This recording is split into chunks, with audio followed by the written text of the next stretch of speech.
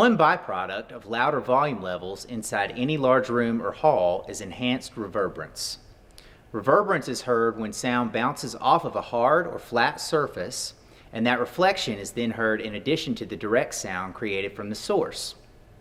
This can become tricky to work with in an amplified setting and requires proper dampening to help absorb some of the sound that would otherwise reflect back to the listener and make what they hear sound washed out or overly reflective.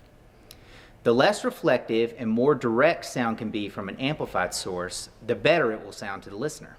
Since each space, solely based on its construction, has its own sound, larger halls, such as the Schaefer Center, generally require some type of additional acoustical dampening treatment to ensure that the audience hears as much of the direct source as possible when amplifying music or speech.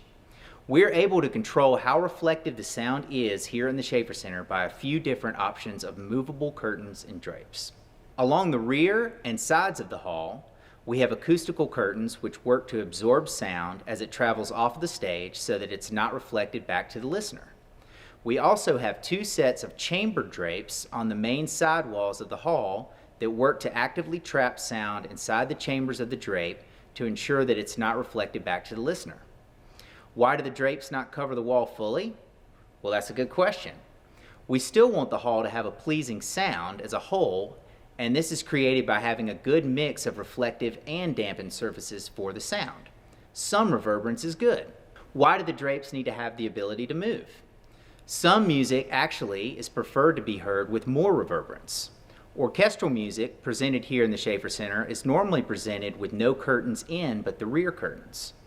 This way we're able to control the amount of reflection that would come back to the stage from the rear wall, but enhance the reflections off of the side walls. This more reverberant sound is normally preferred by orchestra directors, and with our ability to move the drapes, we can modify the reverberance heard by the audience and the artists on stage to their liking. Adam, why don't you show us how these movable drapes operate? This device, in theater terminology, is known as a pickle. When I push this green button, these curtains will rise.